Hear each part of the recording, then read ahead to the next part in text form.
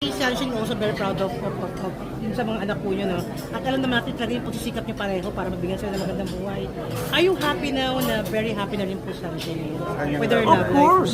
So, Sunshine is a very good friend now.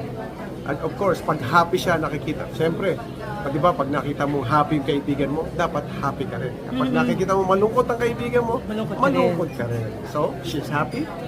Sir, nabit ka na ba siya ng personal, sir? Yun ang gamit namin toothpaste eh. Ay, joke lang.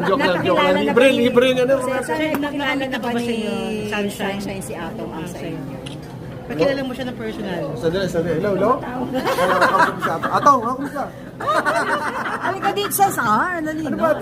Ayun na, rigid na baunan tayo. Nandito ka na rin lang naman. Alam mo, inuuto nyo na ako eh.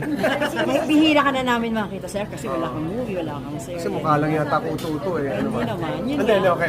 Na-meet mo na ba siya? Sino? Si Atong Ang. Tagal ko ng kaibigan nyo. Hindi, yung kasama ni Oo, Sunshine, nakita kami sa pinakilala. isang Nag-date na ba kayo? birthday ng isang anak ko, nagkita sa hindi siya talaga nagtagal sa sa may dinner lang naman yun eh.